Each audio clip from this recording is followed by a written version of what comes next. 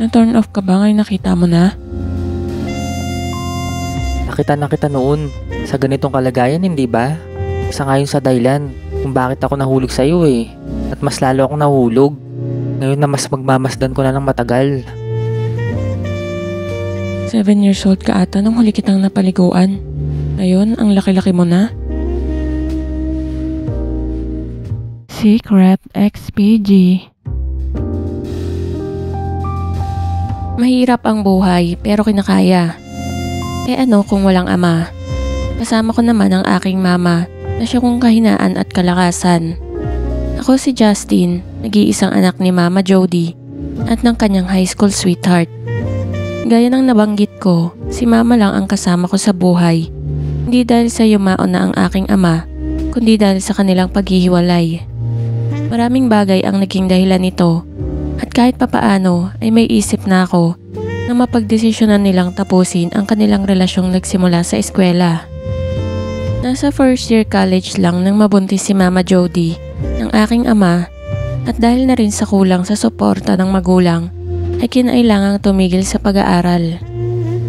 Ang ama ko naman ay hindi raw binalak na makapag-college dahil sa tamad daw mag-aral. Kaya siya may negosyo ang pamilya nilang soft drinksan, kaya kahit papaano naman ay nasunod ang luho ko nang ako'y bata-bata pa. Ngunit hindi permanente ang lahat. Nalulong sa sugal ang lolo ko sa ama hanggang sa maubos ang kabuhayan. Dagdag pa na nakaasa sa business nilang pamilya ang kabuhayan namin, kaya dumanas kami ng hirap.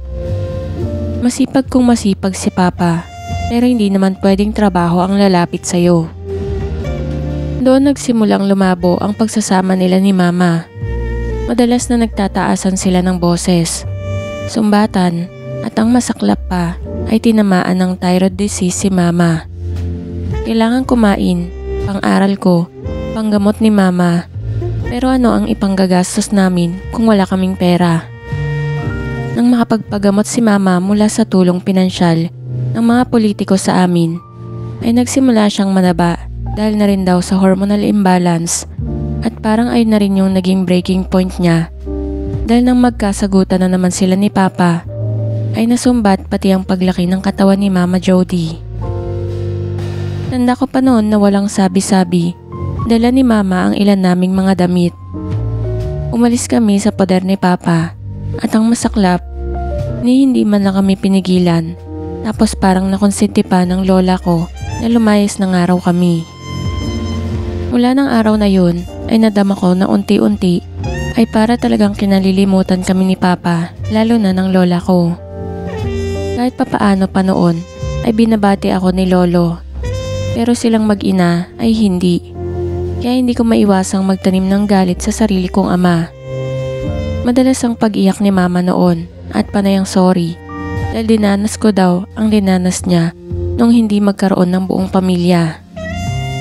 Mas naging mahirap ang buhay naming mag-ina, pero parang bigla-bigla ay mas nag-matured ang isip na dapat hindi ako maging sakit ng ulo sa aking mama. Na kailangan kong mag-aral ng mabuti para kahit man lang doon ay mabawasan ang mga iintindihin niya. Kalaunan ay nakahanap ng trabaho si Mama Jody sa isang fast food resto bilang isang crew hanggang sa maging cash admin at pala ring maging regular employee ng branch ng resto na yun. Sobrang okay na raw nun dahil para na rin siyang accountant kahit pa basic ang sahod. Ang mahalaga ay may regular na trabaho. Sa loob ng ilang taon ay si Mama lang ang aking naging gabay. Kahit pa nga nang magpatuli ako ay si Mama ang sumama sa akin. Nagpakabuting anak pero hindi naman ibig sabihin nun ay wala akong kalokohang alam. Natry ko rin naman yung mag-cutting classes tapos makikinood ng mga nakakalokong movies sa bahay ng kaklase. High school din nang matuto akong maglarong mag-isa habang iniisip ang kaklaseng may magandang hinaharap o ang teacher na mainit pa sa bagong lutong monay.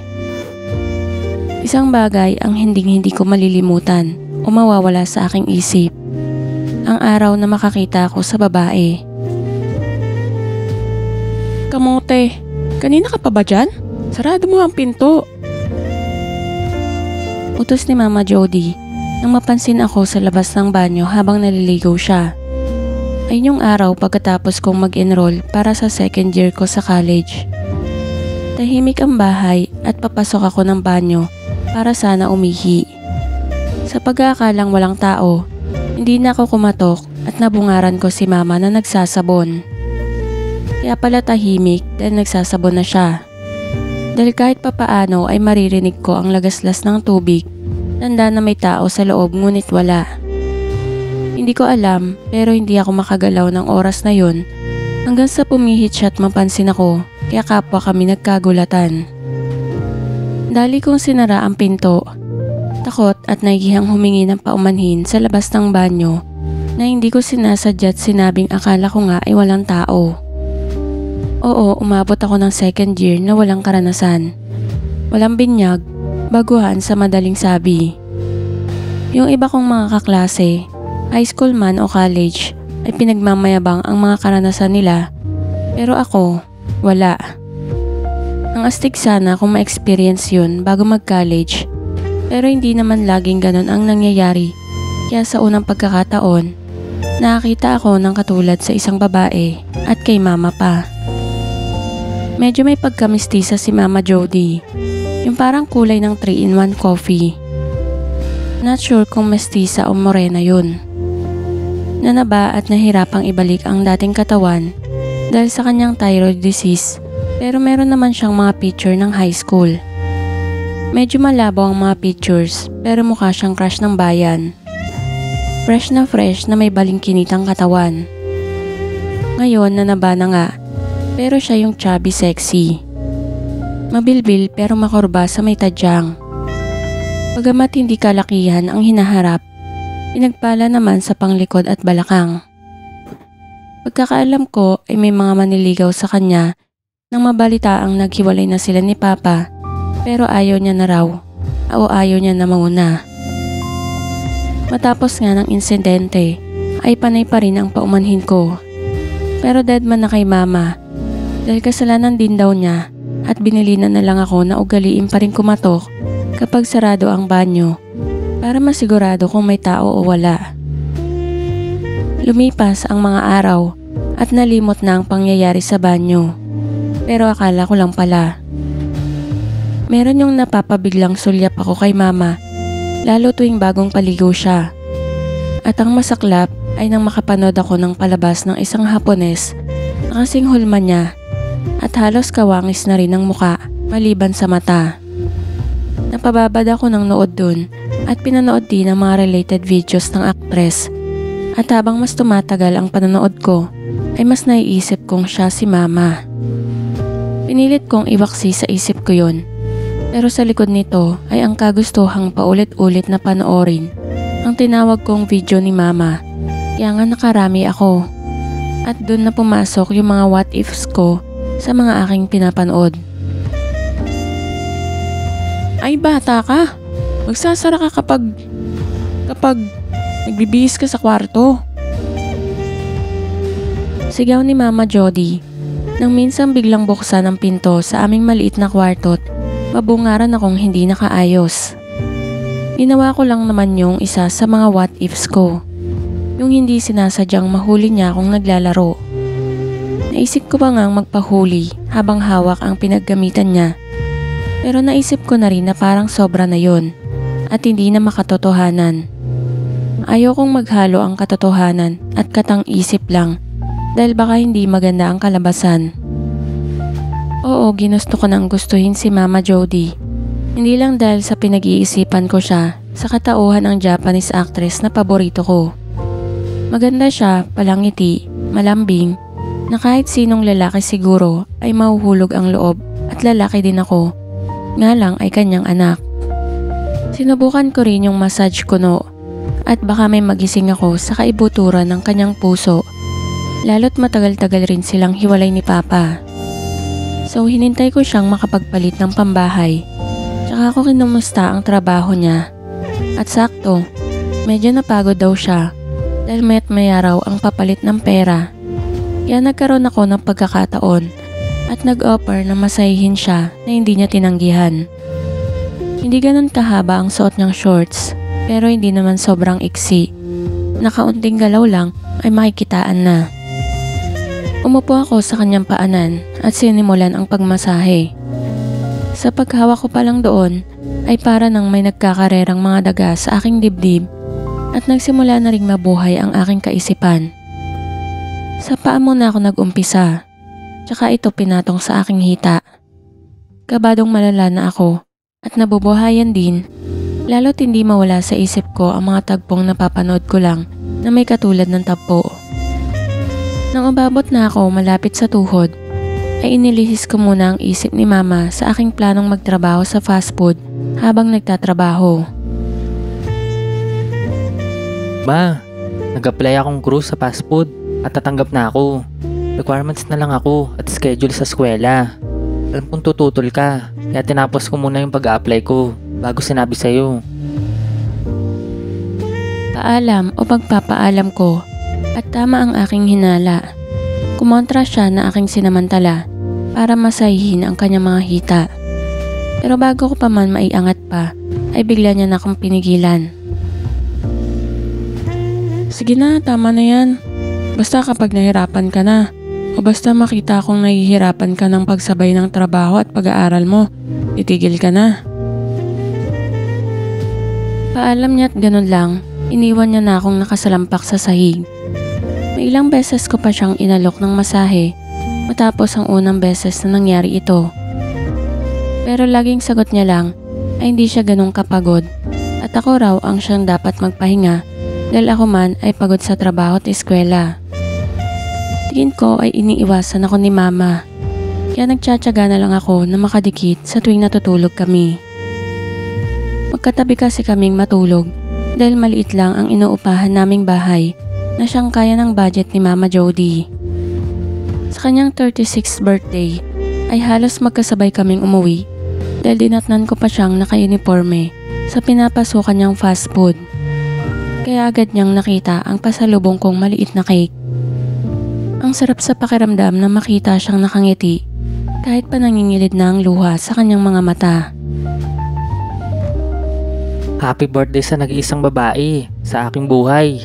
Pikit ka, Ma. May gift pa ako sa'yo.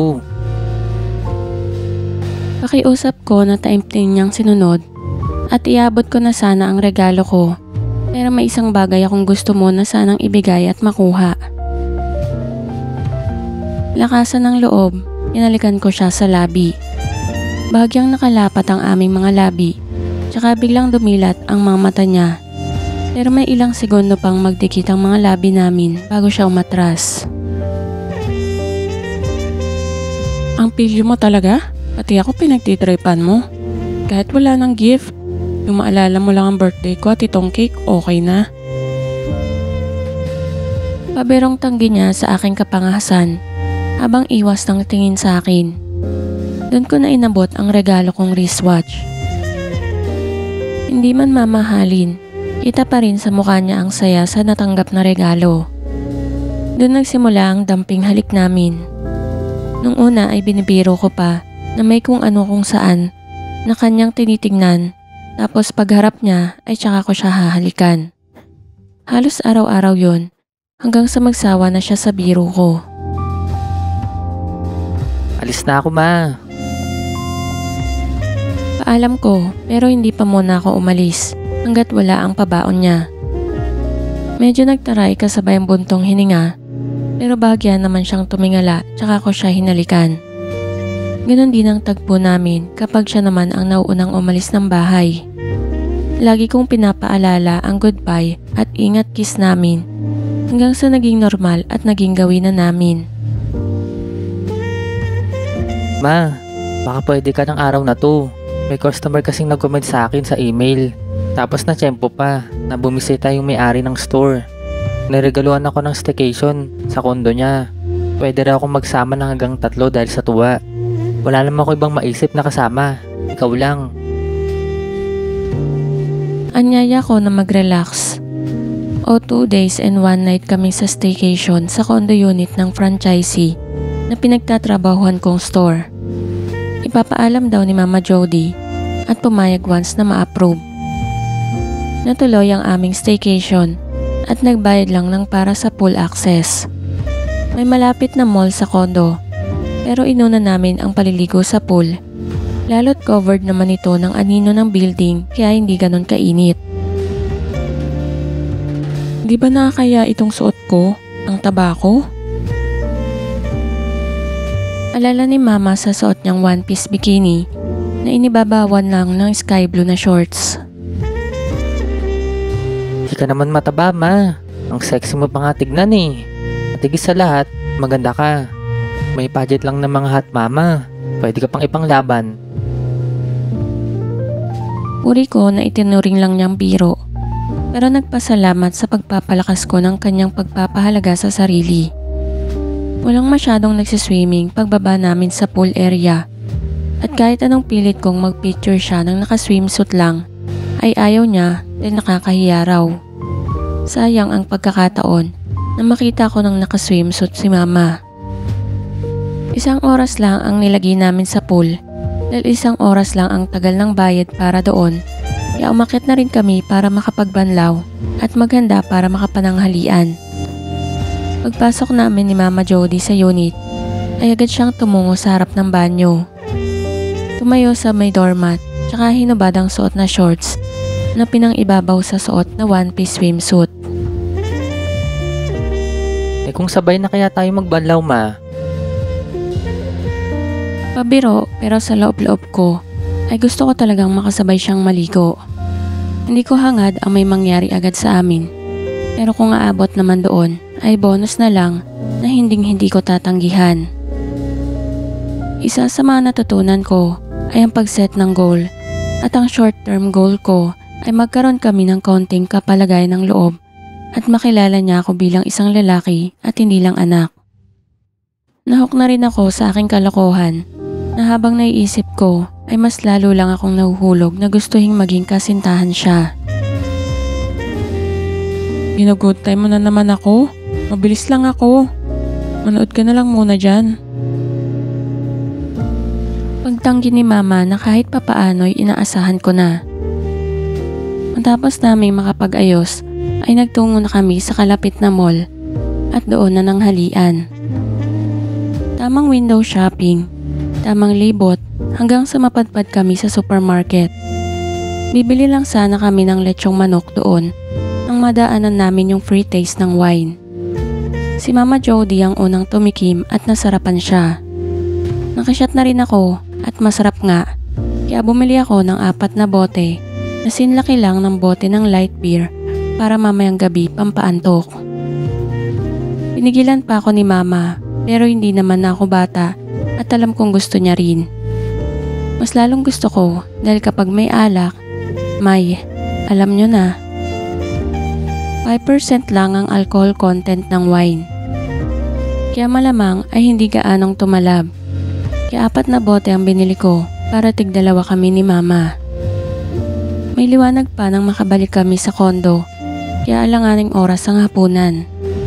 Naganap lang kami ng mapapanood na balak ko sana ay yung romance o kahit rom-com. Pero nahagip ng mata ni Mama yung Conan ni Arnold Schwarzenegger. Sa pagsisimula ng palabas, ay inaya ko na siyang inumin ang binili naming wine na inoohan niya, kaya hinanda ko ang mga yon kasama ang piraso ng manok na pulutan namin. Sa bandang kalagitnaan ng palabas ay kapwa kami natahimik sa hindi namin inaasahang eksena. Kakaiba ang ayos ng babae na nauwi sa pagtatabi nila ni Arnold. Kitang-kita ang ginawa ng mga bida. Sa madaling sabi ay naging kakaiba ang pelikula. Wow! Meron palang ganun dyan?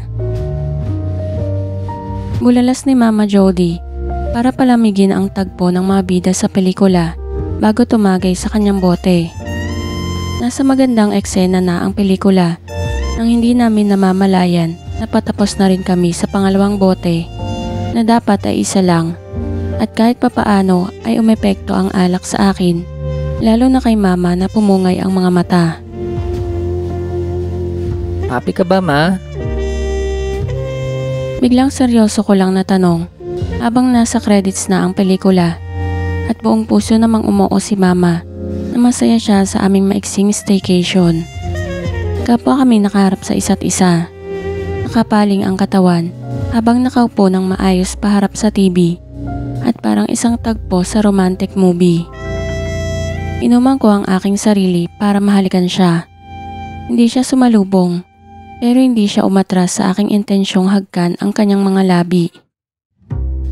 Sa unay dampi lamang, gaya ng halik namin tuwing nagpapaalam sa aming pag-alis, hanggang sa malumanay kong tinuka-tuka ang mga labi niya na hindi niya tinutulan. Ang saya at dama ko yung hinahanap kong pagkapalagay ng loob sa amin. Medyo nadala tayo ng palabas. Gutom ka na ba? Maghain na ako. Balikwas niya na pumutol sa aming munting tagpo, tsaka tumungo sa kusina at dali-daling naghain ng aming hapunan na parang walang nangyari. Gusto kita. Alam kong mali. Pero hindi na rin ako bata para hindi maintindihan ang nararamdaman ko. Nahulog na ang puso ko sa'yo. Pagtatapat ko kahit pa hindi kami magkaharap. Studio type lang ang condo unit na may division sa pinakakwarto, kaya alam kong dinig niya ang aking mga sinabi. Pero parang hindi ganon ang nangyari dahil inayan na lang akong kumain na parang hindi ako narinig o alinman sa mga sinabi ko. Hindi kami nag-usap at tahimik lang na kumain sa aming hapunan. Alam kong nabigla siya at ako na may nakadama ng pagkabigo. Pakiramdam ko na busted agad ako at dahil sa tinatanggi niya ang aming ginawa o ang aking pagtatapat ay gano'n na rin ang ginawa ko. Tumayo lang ako matapos kumain ng walang paalam. Nag-toothbrush at nahiga sa kama para matulog kahit pa medyo maaga pa. Nawala na rin yung tama ng alak kaya nawala na ang antok. Dinig ko pa ang pagliligpit ni mama ng pinagkainan namin at matapos ang ilang minuto ay humiga na rin siya sa kama. Nagtatampo ka ba? Narinig kita at alam nating mali ang nararamdaman mo para sa akin. Alam ko rin na posibleng mangyari ito dahil ako lang ang babaeng lagi mong nakikita at tila kinalimutan ka na rin ng papa mo na pwede sanang mas gumabay sa'yo. Kaya nga umiwas na ako. Papunta ka pa lang, pabalik na ako. Alam ko ang balak mo noong masahihin mo ang binti ko. Pero ayaw ko mapahiya ka. Kaya pumayag ako. Kaya lang kailangan kitang pigilin dahil mali nga ang nasa isip mo. Sa tingin mo ba hindi ko alam na pinakikiramdaman mo tuwing natutulog tayo? Hinayaan na lang kita dahil hanggang doon lang ang ginagawa mo. Pero ayun na rin siguro ang mas naging mali ko. Ang hayaan ka. Sa maniwala ka o sa hindi ko sinasadya na hindi malak ang pinto ng banyo mo noon. Kung saan mo ako nakita. Pero kung tama ang hinala ko, sinadya mong mahuli kitang nag-aano. Pangangaral niya na inasahan ko na. Maliban sa may alam pala siya sa mga pasimpleng pahiwatig ko, lalo na yung pagdama ko sa likuran niya. Hindi na lang ako sumagot at nagpanggap na tulog dahil sukol na ako at ano pa ang sasabihin ko. Lalo lang akong mababaon sa kahihiyan. Bakit ako pa? Oo't naisip ko na pwedeng mangyari sa katulad natin ang ganun. Lalo nga't walang amang pwedeng gumabay. Pero hindi ko mawari kung bakit sa atin nangyari o sa alin. Mataba ang mama mo at halos kalahati na ng edad mo ang tanda ko. Tingin ko naman hindi lantara ng mga suot ko kahit sa bahay lang. Kaya saang parte nalihis ang isip o paningin mo para magustuhan ako? Nakang tanong niya na hindi ko na napigilan pang hindi sagutin. Kung yung relasyon nga namin ay binaliwala ko, yung pangkatawan at edad niya, hindi rin naman kailangang sexy ang babae o lantara ng pananamit para maging kaakit-akit. Maganda ka. Sexy ka sa paningin ko. Kahit di ganun ang nakikita mo sa sarili mo. At maalaga ka. Kaya bakit di kita magugustuhan? Ako yung higit na nakakakilala sa'yo. Sa magandang katangian mo. Kumpara sa mga lalaking gustong maligaw sa'yo. Buong loob kong pagtatapat kung bakit ko siya nakakita. Higit pa sa pagiging ina ko lang. Tsaka ako tumagilid ng higa para kahit papaano ay makaiwas sa kanya. May ilang minuto ring binalot ng katahimikan ng kwarto hanggang sa marinig ko ang malalim niyang buntong hininga. Kasunod ng paggalaw ng kama, Tsaka ko naramdaman sa aking likod ang kanyang pagyakap. Justin anak, pwede mo ba akong yakapin? Halika na rito. Anyaya niya pero hindi naman ganun kadaling hilutin ang napahiyang damdamin. Kaya magtutulog-tulugan na lang talaga ako. Nagtatampo ka pa rin ba? O ito, magtatampo ka pa rin ba? Malambing niyang tanong, kasunod ang pag-abot o lagay ng kung anong bagay sa aking ulunan malapit sa leeg. Hahawiin ko lang sana yon at magpapatuloy sa pagkuha ng antok hanggang sa makapako kung ano yung nilagay niya sa akin. May flat na tali, pakurba na malambot at medyo mabango. Madilim sa kwarto dahil patay lahat ng ilaw at makapal ang kortina kaya wala kahit anong posibleng liwanag mula sa balcony. Pero hindi mahirap malaman kung ano nga yung nilagay niya sa ulunan ko. Sunod ko na lang naramdaman ang pagyakap niya sa akin. Huwag ka na magtampo. Payakap naman oh. Lambing niya, tsaka ako marahang hinatak para mayakap sa kanya.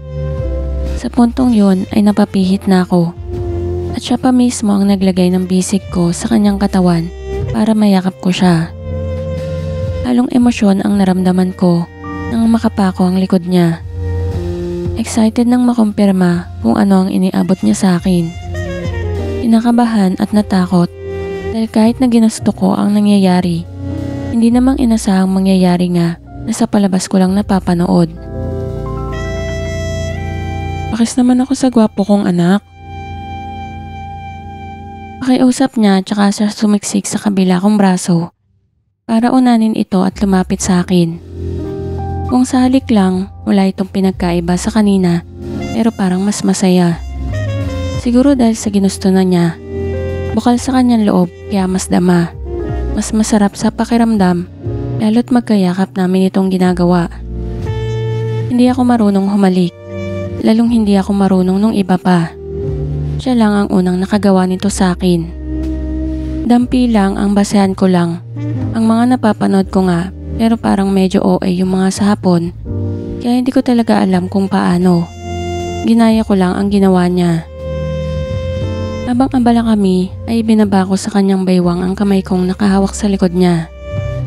Saglit akong nakiramdam. Walang pagpigil akong narinig o naramdaman. Gusto mo ba? Di kasi kita napagbigyan noong sanggol ka pa. Dahil sabi ng lola mong mayabang, mas masustansya raw ang formula milk. Anyaya niya sa unang pagkakataon. Alam ko naman na formula milk ang pinainom sa akin ng sanggol pa lang ako. Dahil ayun ang lagi niyang binibida ni lola. Na kesyo magandang klase ng gatas nga raw ang pinapainom sa akin na mahal daw yun. Sigurado ka na ba? Ayaw ko lang na magsisikap pag nangyari na. Dahil madudurog ang puso ko pag nangyari yun. Kung gusto mo, handa akong ibigay sa'yo. Malambing ngunit seryosong tanong ni mama at alam na ang sagot. Gusto ko at kung ibibigay niya, tatanggapin ko. Nang tumigil na ako, tsaka lang ako nakabalik sa realidad at humingi ng tawad sa dalawang bagay. Ang mabilis na pangyayari na hindi ko man lang siya mabigyan ng pagkakataong masayahan din at ang hindi pag-iingat na maaring makabuo. Okay lang, nag-enjoy din naman ako. At naisip ko na rin na posibleng mangyari yun. Umayag ako dahil pwede ako at wala tayong maaring mabuo. Ako ba ang una? Huwag mo na masyadong intindihin at nangyayari talaga yun lalo kung sobrang excited ka. Pangaalo niya habang hawak ako sa magkabila kong pisngi. Hindi ko na itatanggi na siya nga ang una at siya ang lahat ng una kong kaganapan. Tsaka niya ako ginawaran ng masuyong halik sa noo. Pwedeng isa pa. Pirit na pinagbigyan naman sa paghimas niya ng kanyang palad sa aking pisngi. Pagod na ako anak at nangangawit na. Bitawan mo na. At tansya ko ay gusto na rin niyang magpahinga. Malumanay na pakiusap ni Mama Jody at alam ko ang pinatutunguhan niya. Tahimik ang kwarto Walang nagsasalita ni isa sa amin at hindi kami yung pangkaraniwang tagpo sa pelikula matapos ang eksena. Nakabalandra ang comforter habang muli kaming nagpapalamig hanggang sa bumangon na siya. Naaaninag ko pa siya habang bitbit ang kanyang mga damit papasok ng banyo. Bigla ko lang naisip na hindi kaya siya na-guilty tapos maililigo sa ilalim ng shower at pilit burahin sa kanyang isip ang pagkakamaling nagawa namin. Napabuntong hininga na lang ako sa ganong posibilidad hanggang sa marinig ko ang mag-flash ng bowl sa loob ng banyo. Kasunod ang pagbukas ng pinto nito. Mabilisan man, natanaw ko si Mama bago muling namatay ang ilaw sa banyo. Tulog na tayo? Aya niya sabay yakap sa akin na nagpapanatag sa aking puso. Naisip ko pa nga na kulitin siya sa kalagitnaan ng gabi pero nagdire-diretso ang tulog ko. Maaga kaming nagising kinabukasan at sa tingin ko ay mas nauna akong magising sa kanya. Ganon pa rin ang kalagayan ko. Tanda na totoo lahat ang nangyari kagabi. At pagsilip ko ay ang magandang katangian niya agad ang bumungad sa aking paningin. Halos anino o wangis lang noon ang nakikita ko kagabi. At tatangkain ko pa sanang hawiin para dungawin. Pero bigla na lang may humimas sa aking pisngi. Good morning, anak. Bati niya ng may ngiti bago pumihit patalikod sa akin at bumangon. Pinagilap niya ang mga damit sa kama tsaka tumungo sa banyo. Nagmuni-muni muna ako mag-isa sa kama sa mga nangyari at mangyayari pa sa bagong yugto ng buhay namin. Sulit ang pag-iipon ko at ang desisyong mag-staycation kami. Tsaka ako may biglang naisip, ngunit huli na ang lahat. Palapit na ako sa banyo para sabayan sana siya sa kanyang ginagawa. Ngunit pabukas na ito at paglabas niya nga ay nakabihis na siya. Magbihis ka na para makapag-almusal na tayo. Utos niya. Sa convenience store na lang kami nag-almusal. Sa elevator bago tumungo sa convenience store ay naisip kong hawakan ang kamay niya. Pero medyo nag-aalinlangan pa ako hanggang sa tumunog ang chime kasunod ng pagbukas ng pinto. Bahala na, bigla kong inabot ang kanyang kamay at patay mali siyang naglakad. Nakaramdam ako ng kaunting kilig nang hindi niya tanggalin ang kamay ko, lalo na nang ayusin ko ang mga kamay namin para magsalinsinan ang aming mga daliri. BFGF feels, holding hands while walking. Napagdesisyonan naming hindi na magpaabot ng checkout time at umuwi ng maaga. Siyempre gusto ko pang umisa, pero hindi ko alam kung paano magsimula. Dapat ba magpaalam muna? Magsesenyasan? Kalabitan?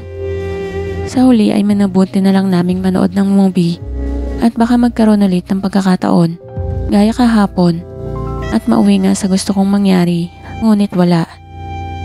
Nag-enjoy naman si Mama sa palabas, pero walang eksena na makapagpapasimula ng damdamin para gustuhin niyang makipagtabi hanggang sa mag-aya na siyang mag-ayos kami pa uwi. Naunang pumasok si Mama sa banyo, dala ang kanyang mga pamalit, at sa hindi ko malamang dahilan, napipi ako. Kung kailan may nangyari na sa amin, tsaka ko naman hindi nagawang ayain siyang maligo ng sabay. Pero pwede sigurong pumasok na lang at sabayan siya. Habang nag-iisip ako kung kakatok ba muna ako o papasok na lang, ay bigla namang bumukas ang pinto ng banyo. Gusto mo bang sumabay? Tanong o anyaya niya habang nakadungaw sa banyo. Tsaka siya muling pumasok at iniwang nakabukas ang pinto. Agad akong naganda pero hindi nagpahalatang sabik pagpasok ko sa loob. Na-turn off ka ba ngayon nakita mo na? Pagkaawa niya sa sarili habang naliligo sa ilalim ng shower at nakatalikod sa akin. Nakita na kita noon sa ganitong kalagayan, hindi ba? Isa nga yun sa dahilan kung bakit ako nahulog sa'yo eh. At mas lalo akong nahulog. Ngayon na mas magmamasdan ko na ng matagal. Pagpapalakas ko ng loob niya bago sumukob sa ilalim ng shower at tawakan siya sa balikat. Agad na pumihit paharap at tinawakan ako sa dibdib. Kaya akala ko ay simula na. Pero simula lang pala yun ang pagpapaligo. 7 years old ka ata nung huli kitang napaliguan. Ngayon, ang laki-laki mo na. Pag-alala niya na hindi ko na masyadong matandaan. Tsaka inabot ang sabon. Seryoso siya na paliguan ako at siguraduhing malinis ang aking katawan. Sige na, ikaw na ang magpunas mag-isa at ako naman ang maliligo. Utos niya at tayo na pala yun. Sabi ko sa sarili ko noon na kapag nagka-GF ako, gusto kong masubukan yung sa ganito sisimulan. Gaya ng ginawa niya, pero syempre, gusto kong sabunin din siya. Kinuha ko ang sabon sa kamay niya. Pinabula ito sa aking kamay na pinangsabon ko sa kanya. Ganitong ganito yung bala kong gawin kung sakaling ang magka-GF na ginawa ko na. Nang masabon ko na ay binanlawan ko na. Doon na ako nagkaroon ng pagkakataon. Halatang tinamaan na rin talaga siya. Ma, pwede magmerienda? Bahagyang pinihit ang ulo niya para linangonin ako. Tsaka hinimas ng palad ang aking pisngi. Magpatuyo na tayo. Ayaw niya na lang nang hindi siya umuo. Kaya medyo nawalan ako ng lakas ng loob. Doon tayo sa kama? Pabulong niyang sabi habang pinupunasan ako. Kaya't napapitik ako sa galak sa aking narinig.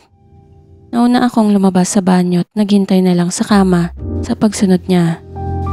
Sa pag-upo niya naman sa kama ay tila hindi niya ako napapansin na patuloy lang sa pagpupunas ng kanyang buhok hanggang kunin niya ang mga unan at inilagay sa gilid ng kama na nakadikit sa pader.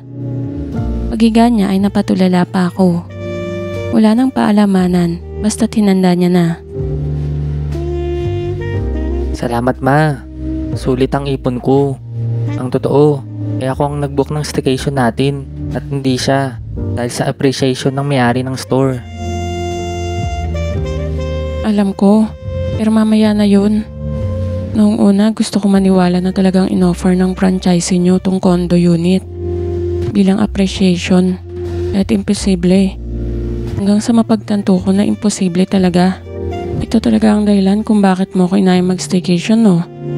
Sabi naman sa'yo, papunta ka pa lang, pabalik na ako. Pambibisto ni mama na bahagyang inangat ang sarili para tignan ako at malaman ang aking isasagot. Inakap ko muna siya sa may baywang bago ipagtapat na pinag-ipunan ko sa sahod ko ang pinambok ng unit. Doon ko na rin inamin na ang bala ko lang sana ay ipagtapat sa kanya ang nararamdaman ko at magkaroon ng kaunting pagkakalapit sa isa't isa kung papalarin. Pero higit pa doon ang aking natanggap kaya ako nasabing sulit ang ipon. Kahapon nga lang na umiwas ako nagtampo ka na. So kukonsensyahin mo ko. Hindi mo ako papansinin. Kung magre-rebelde ka hanggang sa mapilitan akong pumayag sa gusto mo. Ayokong lumayo ang loob mo sa akin. At maramdaman ko na rin dito rin naman ang bagsak natin eh. Bakit pa tayo aabot sa tampuhan? Sabi mo nga, sulit ang ipon mo. Kaya sinulit lang talaga natin. Kaya binigay ko na hindi lang yung pagkakalapit na hanap mo. Paliwanag ni mama kung bakit siya napapayag. Tinanggi ko pa na hindi ako nagtampo at hindi magtatampo kahit umuwi kaming wala akong mapapala. Pero hindi siya naniwala at hindi ko na raw kailangang magpaliwanag. Halos inabot na rin kami ng aming checkout time kaya hindi na nasunod ang plano naming umuwi ng maaga. Sa bahay naman bago matulog ay umisa pa kami na siya naming naging regular na gawain bago matulog sa mga sumunod na araw. Minsan bago pumasok sa trabaho o eskwela, pero madalas ay sa gabi talaga bago matulog.